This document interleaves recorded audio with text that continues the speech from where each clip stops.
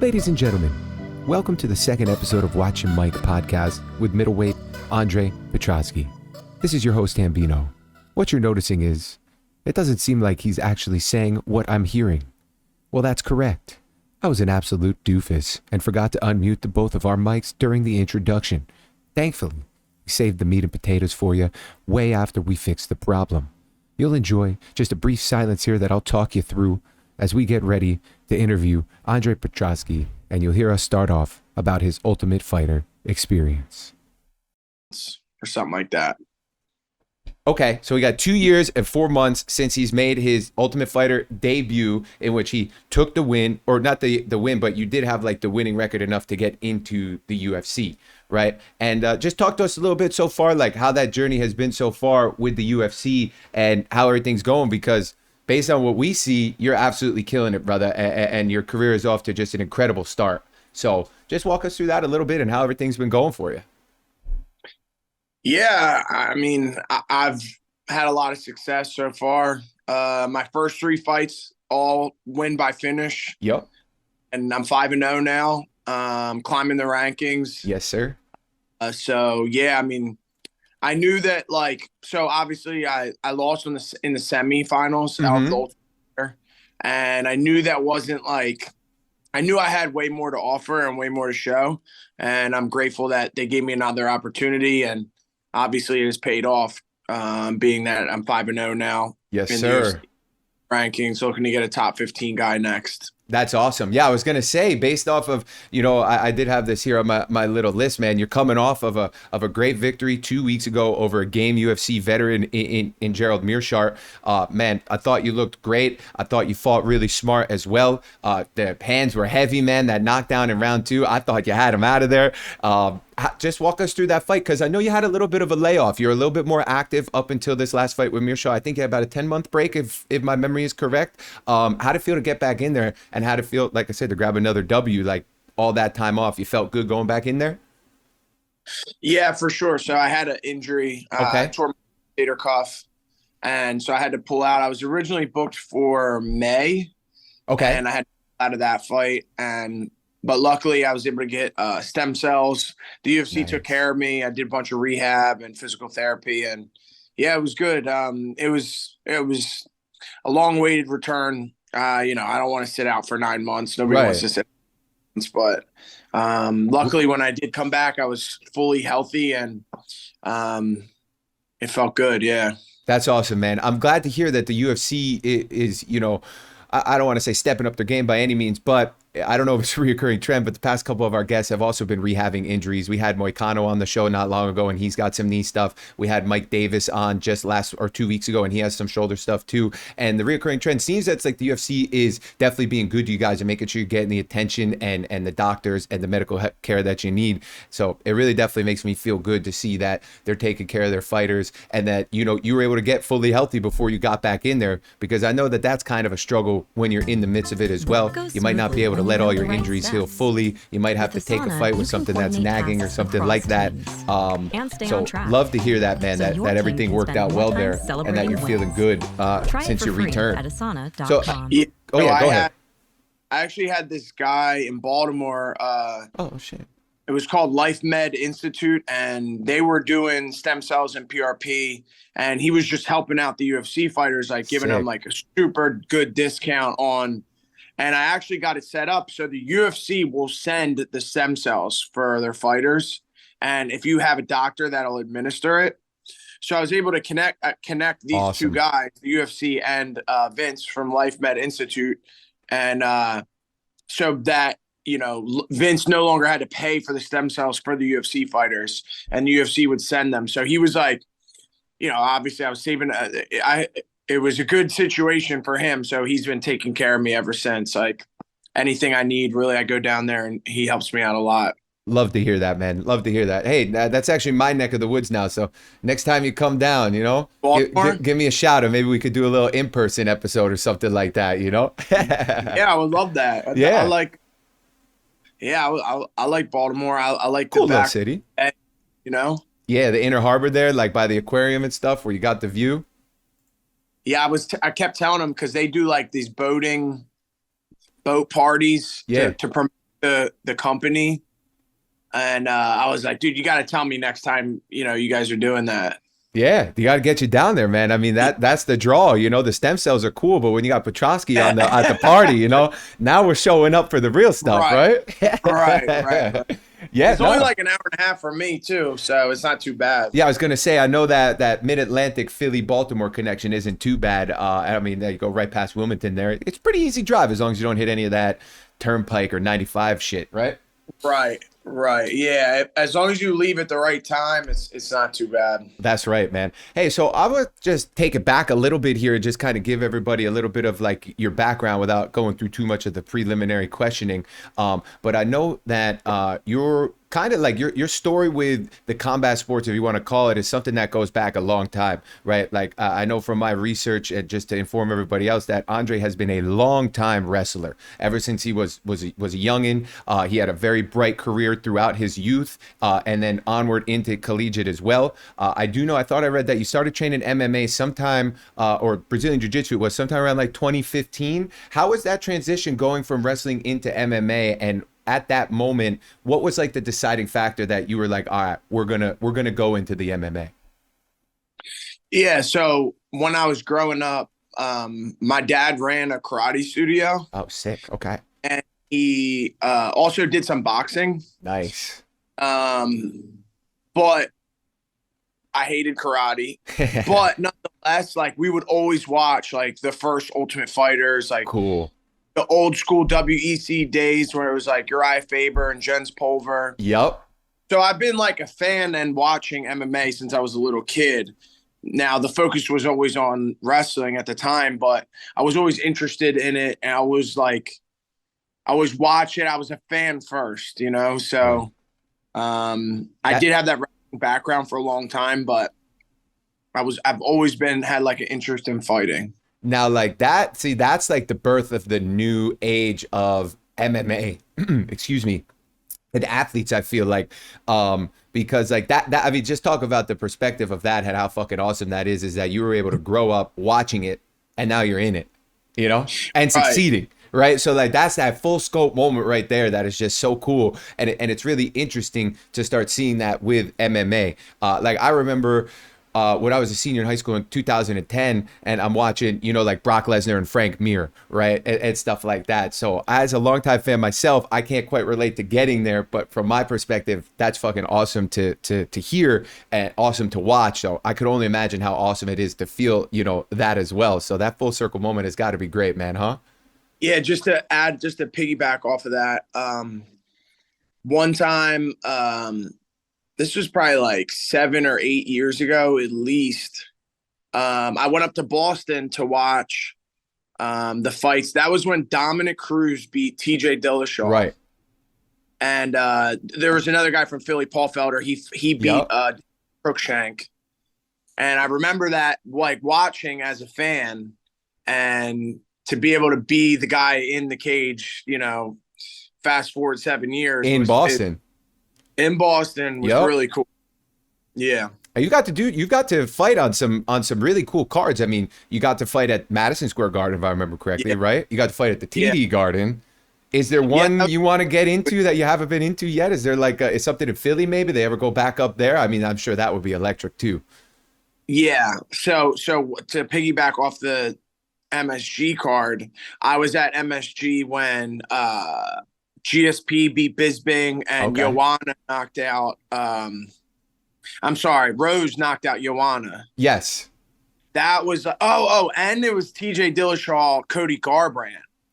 That was the craziest fight I've ever seen. So that's a couple good fights to see at the Madison Square Garden. Not the craziest fight I've ever seen, but one of the craziest feelings. I'll explain. So first round, before the end of the first round, Cody drops TJ. Right. And TJ stumbles back to his corner.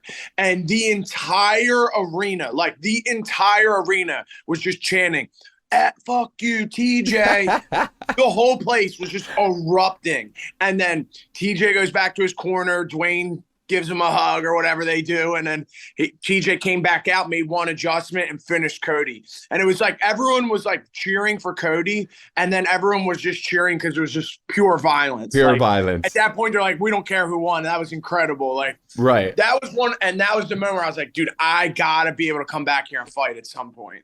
Yeah, and then when you achieved that, did you feel that same energy from the Garden that you felt as a spectator as well when you were not to that extent, but sure. I did feel in the third round against Turman, I was really tired, and my coach was yelling like, Matt, return, lift and return, and I was tired, and I was like, all right, screw it, I'll do it once, and I lifted him, and Matt returned him hard, and the whole place like, USA, USA. And I was like, all right, I'm not tired anymore. Fuck yeah, baby. Got the second win after that, you know? I was like, I'm good then. Like, that's all I need. I could go another 3, you know? Yeah.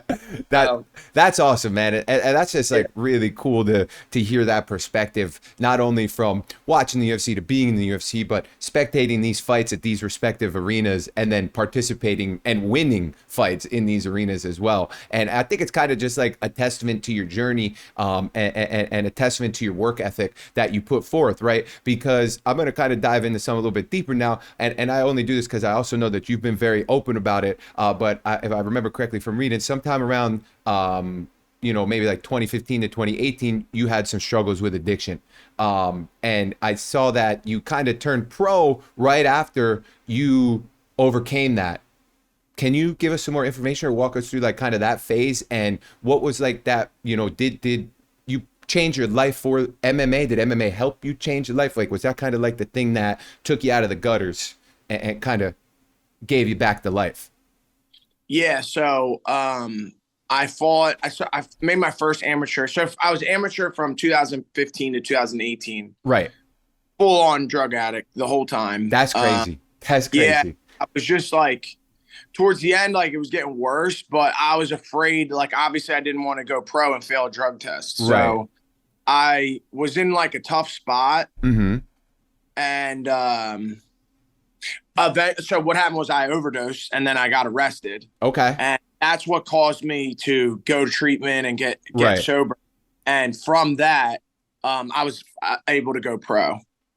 Yeah. And that's what it's all about, man, huh? Yeah. So, I mean, I wish I could sit here and tell you, oh, I got clean to pursue a fight career. You know what I mean? But sure. That was not the case. Like, I tried so many times to stop getting high, like when I was fighting, and I just couldn't. Like, it didn't matter. You know what I mean? I needed help. Yes. Yes, man, when you're caught in the belly of that beast, like you said, you just don't get out of it. It usually does take something pretty rock bottom, as they say, to pull you out of that position. And that's something that I can 100% relate to. As I told you, and people watching know this as well, I've been heroin free for 7 years, opiates, did the whole shuffle, man, down there in Philly, going to school and doing it. So I can only imagine how crazy it was to be having an amateur fight career going on while doing that and being able to keep that together, because as experiencing that sort of lifestyle firsthand, I know how crazy it can get. And as I kind of said before we dove into this topic, I feel like that's a testament to your character and your work ethic, because even though you had that shit going on, you got to where you had to get so you could go to where you were destined to go. And I think that story is so important to highlight, because there's still so many people out there that, are struggling to get to that point or to make that step. And anytime that I see somebody do that, like I have done as well, it just gives me like a lot of hope and inspiration. And I know that it gives a lot of other people hope and inspiration. So thanks for sharing that, man. And, if I know you're like pretty open with it, and you've said if anybody, reach out in the UFC and stuff like that, I think it's really cool that a few of you guys that have had that similarity are, pretty open about it and approachable. I think it makes a big difference. Yeah, for sure. I appreciate that, brother. And congratulations on turning your life around. Thank you, man. Hey, and same to you. We're just a couple guys. Listen, I was only in Philly for 4 years, but, a little bit of craziness down there in Philly. And, we're able to turn it around and kind of achieve some of our dreams and the lives that, we wanted to. So I think that was really, really great to see. And actually, that was one of the things that when I saw somebody on Twitter tag you there, and I read that about your story, I said, man, I got to get him on, because that's just pure relation with me as well. So love to see it, man. That's freaking awesome. Absolutely, brother. I'm rooting for you. Hey, thank you, buddy. I'm rooting for you too, Andre. You're the man, brother. That's awesome. Hey, also, so I wanted to talk about it a little bit too. I mean, this is like we're going into the big stories now. Dude, if you guys didn't know, not only is Andre taking care of business inside the octagon, he's taking care of business outside the octagon and jumped into a little bit of a Kevin Holland role this past weekend on the way back from Boston. Man, making the world a better place by taking care of that creeper in the restroom. Man, what that had to have been some sort of fucking experience where like you're just like, what the fuck is going on? Yeah. So this guy, me and it was the four of us Right. that went to the rest stop. But me and Billy were the ones in the bathroom, my teammate Billy Janzer, and he was like on the other side. I was in one of the urinals. He was in one of the urinals. My bad. Oh, no worries, brother. You good. And then this guy was on the left of him, and he's like, dude, this guy. And then when I leave, he's like, yo, this guy's just. He's like, all I do, I look over, this guy's staring at my dick. Yeah. And I'm all right. And he's like, yeah, and he's jerking off in the urinal. Outrageous. And I'm like, what? Yeah. So I'm like, all right. We gotta take care of this guy. I'm like, oh, we go back in. I'm like, show me which guy it was. So I walk back in, and all I see is the guy run into one of the stalls. So I'm like, all right, that's weird. I was like, we'll just wait till he comes out. Yeah. And couple dudes from Philly camping you out outside a bathroom. Listen, that's not what you want. Yeah, kids and shit, of course. The fuck is he doing? So in the meantime, I grabbed the manager, and he's like, all right, I'll go and check. So he walks in, and he comes right back out. He's like, oh, he's like, whatever he saw, he's like, I'm calling the cops right now. Yeah. So I don't know if the guy came out of the stall or what in the meantime. So he calls the cops. We wait outside for him. And we wait outside the bathroom for him to come out. Dude's not coming out. So eventually we go back in to get him, and he's like on his way out. So we snatch him up. Snatch him up real quick. Little full Nelson, you know? Yeah. Get over here, buddy. You know what I'm saying? My coach Eddie is like, come on, let's go. You're coming with us. Yeah. And we sat him outside, and that's where the video was right, filmed. Which I saw that online. He admitted, he's like, yeah, Eddie was like, where's your car at? And he's like, oh, I Ubered here. And we're like, what? You Ubered to a rest stop? You can't bullshit a bullshitter, like, brother. You know, like we've all made these, you know, these crazy things before. You didn't Uber here, you know? Well, I at that point I was like, all right. So I believed him. I was like, all right. So you Ubered to a rest stop? Yeah. You know what I'm saying? Like, with what intentions did you Uber to a rest stop? Right. You know. And then he finally admitted that like he comes there once a week to be a fucking creep. To be a fucking creep, man. Do that shit. And you know, he fully acknowledged like, look, I know I have a problem, like I'm sick, blah blah. Jeez. Yeah. Man, well, hey, that's what you don't hear. I feel like that's what you don't hear with other athletes, man. They ain't stopping crime. All right. And that's the reoccurring trend with the UFC guys. All right, they're kicking ass in the octagon and outside of the octagon. So I always love to see that too. That like, it don't matter. Like you guys, you know, some of you guys are gonna also speak out and do the right thing and make sure that people aren't doing the wrong thing. And I think that's really cool too. So way to clean them up a little bit out there, Andre. Hell yeah. You know what I'm saying? All right, I got some fun questions now. Oh, guys, we're going to be doing a little bit of a quicker one because I know Andre, he does have a doctor's appointment today. So we might have to invite him back on another time and get into some more nitty gritty. But I got some fun questions for you. And the first one I want to ask you is, when the hell is Bo Nickel going to sign the dotted line?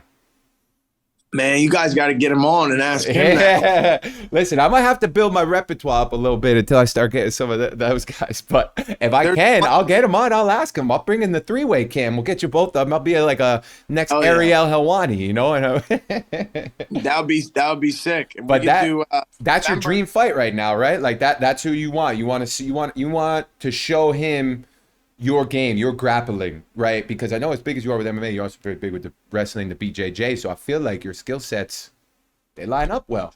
Yeah, absolutely. Yeah, I want to show that I'm the best grappler in this division. Hell yeah. I continue to prove. And look, if he doesn't want to fight, that's fine. He could grapple me also. I'm more than willing to grapple him. Sick. Okay, that's cool. So you're going for the double call. You don't mind if it's in the octagon or on the mat. I get it. I wouldn't want to fight me either. That's right. I'm 10-1. He's 4-0. Right. And it's a big big gap. You got some good mass on you too. I feel like as well for that kind of grappling matchup where like that might not be the best, for him with his frame. So I We do can agree do with it. you. Fury's doing another card September 30th. So Okay, you looking to get involved? absolutely. Absolutely. Yeah, I know. I do know. I see you go between the Fury and the MMA, so that's awesome. Oh yeah, that's I actually wanted to bring up. Did I hear you mention something? Was it either in the pre-fight or post-fight interview in Boston with the gym situation that you guys got going on in Philly right now? Or am I totally confused? Was that about you guys and Gracie, or Yeah. can you talk to Yeah. us about that a little bit? Or The biggest thing that happened is Daniel left and he moved to Vegas. okay, Daniel Gracie. Yeah. okay, He was our jiu-jitsu coach. And he left. So now the three gyms are Team Taino, which is Eddie Torres. That's my coach that I was okay, talking about. He was at the rest stop. He has his black belt under Daniel. And then the Jonathan Webb, who also has his black belt under Daniel. okay. And John Marquez, which is the Kensington gym where we do all like the sparring and stuff. Okay. Yeah, so he's a striking coach. So he doesn't have a black belt, but we all of us all trained under Daniel before Okay. Daniel. Sweet. Yeah. Okay. So are they they're going to keep the name behind it and not really change too much kind of thing? Is that like the thing, or they're going to be doing like a little bit of like a rebrand? I don't think I don't think a lot of guys are representing The name. Daniel. Yeah. Sure, sure. Yeah, no, we don't got to dive too much into it or nothing, or Yeah. not looking to stir the think pot or they're not anything. Just a little cornered info. For his last fight. Actually, that's a good question. I think he cornered. I know he cornered him for the Matt Semmelsberger fight. I don't think he cornered him for his last fight. But aside from that, Who was this fighter you're talking about? Jeremiah Wells. Jeremiah Wells. That's right. That's right. Yeah, he cornered him against Matt Semmelsberger, but I don't think he cornered him in the last one that he just lost. Bro, that fight was nuts against Matt, and that guy's got some. Dude, I really like him. I like Semmelsberger. His style. Yeah. Yeah, he's a good dude. He's actually a Maryland guy. He's a Mid-Atlantic. Really He's a Mid-Atlantic boy. He's down here in Maryland. Yep. He's like one of three. I think it's like him, Yusuf, and Tucker Lutz. There's not many Maryland fighters right now. Funny enough. All go to that Life Med place that I mentioned. Okay, cool. Yeah. Funny takes story. care of all the guys.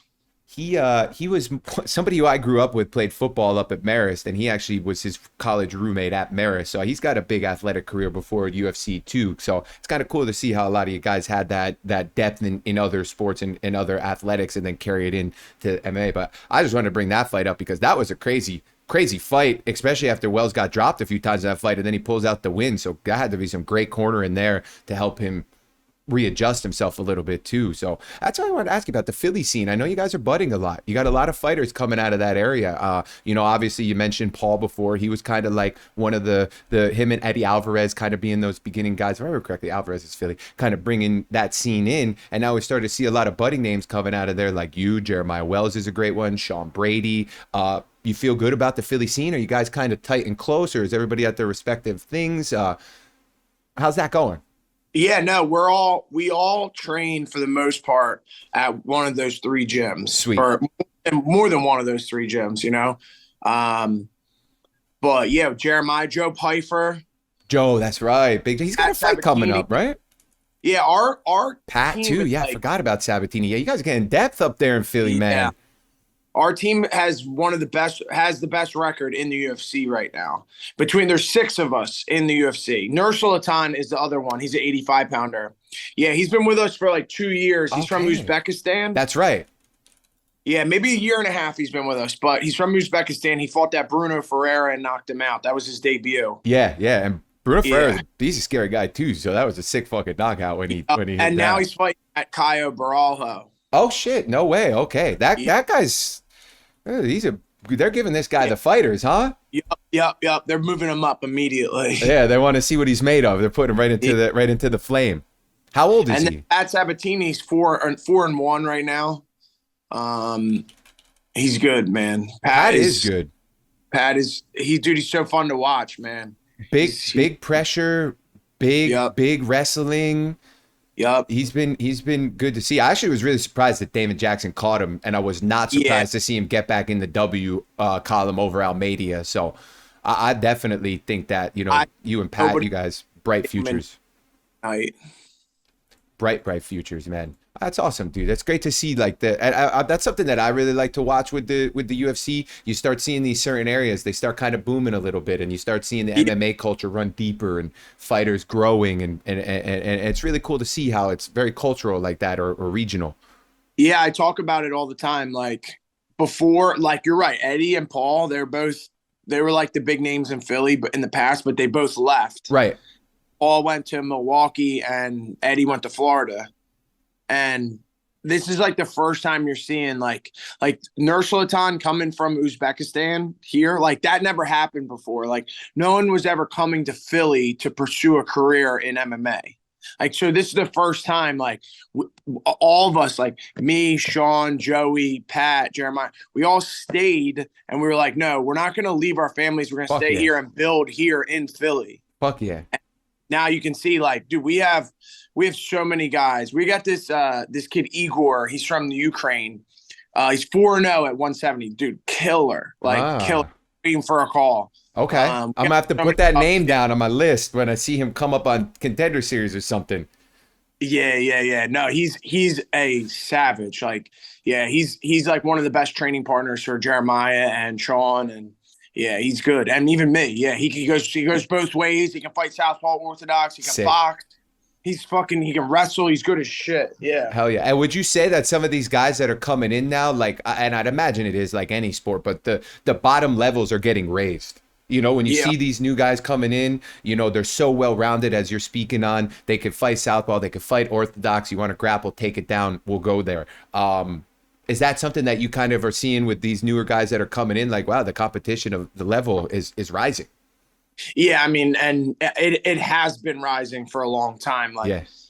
the talent level since like when I was a fan, like, Yeah, that's for damn sure. and I don't mean to shit on Chris Weidman, but like before that era, like Right. the top 15, if you go back to when Weidman beat Anderson Silva, like the top 15 back then wouldn't even compare to the top 15 now. Yeah, I could definitely agree with that. You maybe had like the top 5 was pretty scary, but then after that, a lot of holes in the games. You could Right. probably beat him with a one-dimensional game plan or something like that. Right. That's awesome. And I think it's cool too that you guys, and now with the Philly, you guys got the momentum, man. You got people coming in, like you said. That's got to be awesome to see. You got a handful of young fighters that are just crushing it with bright futures. So I'm sure that it is just creating like a really motivational gym space, which is probably also why you guys have been so successful and will probably continue to be so successful, because you're training good, you're fighting good, all of the above, and that's really cool to see. And I'm excited to watch you guys continue this journey as a regional and as a gym and as a group of fighters, because I think that we'll expect a lot of green W's in your guys' columns in the upcoming future. Yeah, and I've competed on ever since the beginning of wrestling. Like I've been on so many different teams, and I've been on losing teams. Sure. And I've been winning teams. I've been on a lot. And I will say, like, when your team is winning, when the guys around you are winning, like, it's just so much more fun. like it's just like you enjoy the sport so much more. It makes training more fun. Like when Yeah. guys are winning, attitude in the gym is better. Like it's just it does make it like so much more enjoyable. Yeah, that's actually something I'll have to think about for future questions. Is that I never thought about that, is that the weight of the gym, or the energy in the gym, how that can affect the fighter, even if they're getting good like coaching, but maybe they're not getting that good like energy and mental space that I think has become increasingly more important in sports, let alone MMA, where I feel like as much as it's related to brute force, it's also related to mental. So I love to see that there is also an effect there in the gym, that they're not only going to coach you, but they're also going to get your mental right. So I love to hear that you guys are checking off all the boxes over there in Philly, man. That's great to hear. So I got a couple more questions for you too, and then we could wrap it up. I know you got to get out of here soon. Favorite fighter, past or present, or if there's somebody that just like motivated you when you were coming up, who is it? Do you got one?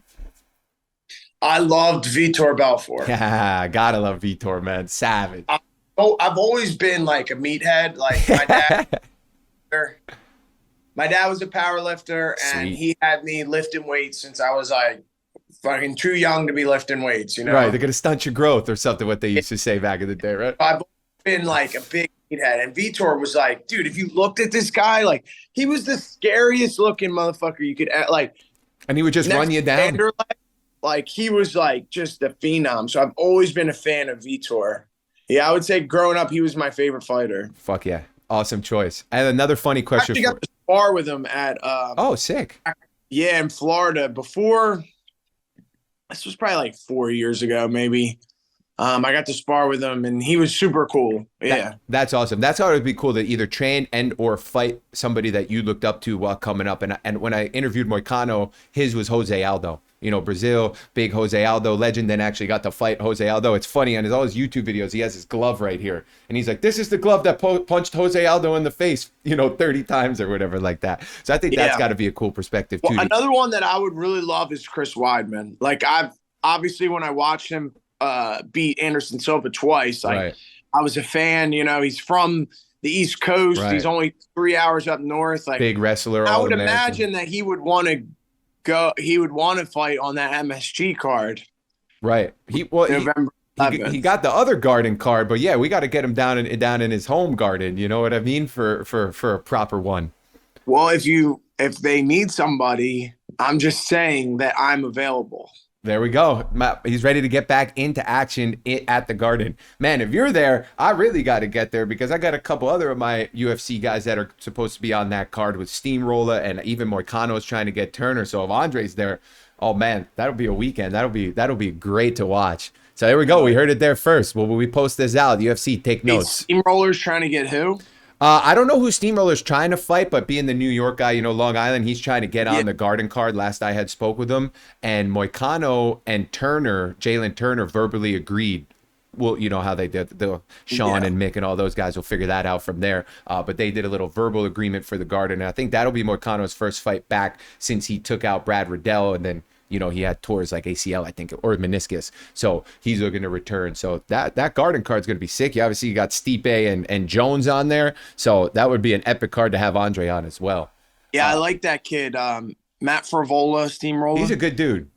He was in our warm-up room in MSG. Yep.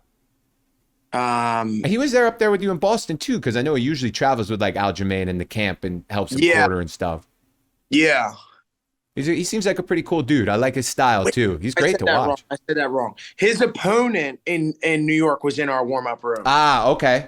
The Azatar? Was it? Oh, yeah. Ottoman Azatar, when he knocked everyone thought he was going to lose that fight, and he clocked him. He knocked him out like the first minute. Walk-off. Yeah, it was a quick one. Because he had a fight. He had tough. They gave him Sakarian. A tough draw for lightweight fighters, but he did good against Sakarian because Matt was pretty good at scrambling. And then he got that 7-second knockout. Armin? Yeah, Armin. Yeah, I like him. Yeah, he's bright future too. For sure. And then Frivola got knocked out by McKinney in 7 seconds for like the fastest. And then he got knocked out, and now he's just knocking everybody out. So you love to see him turn that around and go getting knocked out, knocking 3 people out round 1. So that Drew Dover fight was sick. So yeah, Matt's a good dude. I'm actually in the works of trying to get him onto the show too. So that'll be cool. I got a funny question for you, Andre. You're dropped in the middle of the woods, and you got to find your way out. You get to choose 2 UFC fighters to bring with you on your squad. Who you bringing? I'm gonna bring Bryce Mitchell. Yeah, dude. I asked somebody this question similar the other week. They fucking said Bryce Mitchell too. Yeah, and I'm gonna bring I think would be the best fight with them is Pat Sabatini. There we go. I think Pat and Bryce would be a great fight. That would be a sick fight, to be honest. So I'll bring them both. All right. And Pat is like one of the most avid fishermen. You're going to be eating as long as you got a little water source, huh? Yeah. So during the day, I send Pat to fish. And then during the day, I send Bryce to hunt. Yep. And then at night I have them fight. So I have entertainment. So I have food and entertainment at night. Ladies and gentlemen, you heard it here. Dude, Andre, work smart, not hard, brother, and that's the epitome of that right there, my friend. I got everything I need. I got sushi. I got Some deer meat, some and I venison. got fighter. I'm good. That's right. All you got to do is make sure the fire stays hot, and we're good, right, brother? I'm set. Hell yeah, man. All right, last ones before we wrap it up. Philly guy, I gotta ask you this $1 million question: where you get your cheesesteak if Andre Petroski's getting a cheesesteak in Philadelphia? I'm gonna be honest. Like I don't like Geno's or Pat's. Right. And that's a faithful answer of a local. A lot of that's like I the don't like tourist how traps. they do like the whole piece of meat. They don't like chop it up. Right, right. I'll do like Jim's steaks. Jim's is good. I remember Jim's. That was pretty good too. Yeah, there's a couple of them. I had one of low key favorite Overbrook Pizza over there on Overbrook Avenue, right off of Lancaster. It's right by St. Joe's. Used to be like Will Smith's spot. That's where we used to go when we were all sorts of bent out of shape, you know, and grab ourselves a late night cheesesteak and stuff like that. So that was my local spot. I didn't do the Geno's either. Many trips down City Line Ave. And that's right. Yeah. Maybe not always the best of trips, but those are in the past, my friend, eh? No. We ain't hanging out by Temple no more. All right, my man. All right, let's just speed fire real quick and we'll get you out of here. We got UFC Paris this weekend. Let's get some Petroski picks. We got Gane versus Spivak. Who you think takes the W for the big boys? Gane. I like that. That's what I think too. Yeah. I think Spivak's grappling might be a little bit overrated due to his previous opponents. I think Gane will keep distance and piece him up. All right. Yeah. The ladies, Manon Fiorat, probably saying that fucking totally wrong, and Rose Namajunas. I hate to say it, but I just think that momentum is not on Rose's side. She has not looked good recently. And I'm a huge Rose fan. Like I followed her whole YouTube channel from the beginning, and I was always a big fan, but I mean, she definitely has not looked great as of recently. Yeah, whether that Esparza fight was tough, man. And then she got submitted by Jillian Robertson not long after that in Fury, right? Like honestly, like Jillian kind of made it look easy. Honest. I think that's what a lot of people said after they saw that submission. They were like, "This was not a good look after the Esparza fight." Like if this maybe happened after the Joanna fight or the Wei Li fight, okay, we'll give you the pass. But to see that after the loss to Esparza, I think a lot of people felt that same kind of energy. And when you speak about the momentum, the other lady on the other side, it's all in her favor. You know, she's just been steamrolling through the division, and she's the polar opposite here. So I think this is a very defining moment in Rose's career, and it's pretty much sink or swim, I feel like, after this. Like, she either wins and goes back or loses and becomes the perpetual gatekeeper. So what else you got? All right, last one. Yeah, we can even roll through more if we have a couple extra minutes. Thiago Moises, Benoit Saint Denis, lightweights. Wait, Saint Denis was the one that face cranked Bonfim like 2 months ago in when they did the UFC in Canada.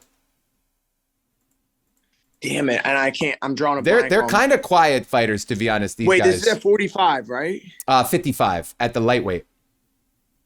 Was Moises used to be at 45 and then he missed weight? Yeah, I think he might have used to be a featherweight and then bumped up. I do think so. Man, so many fighters now.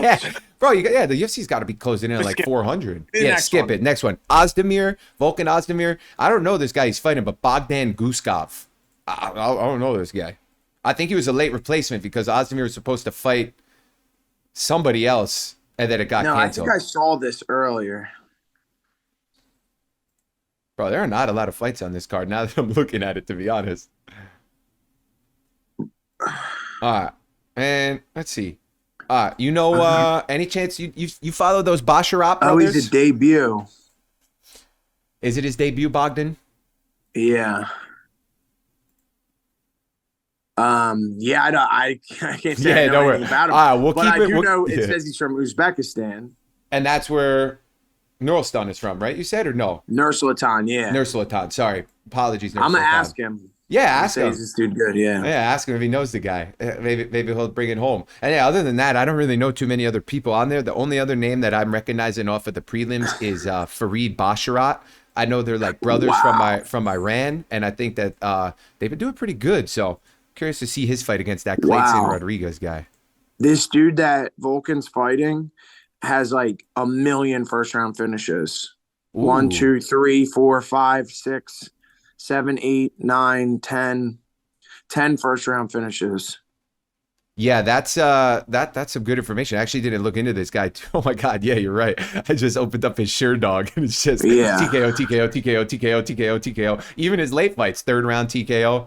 This guy's never he's been to one wait, a round 2 decision.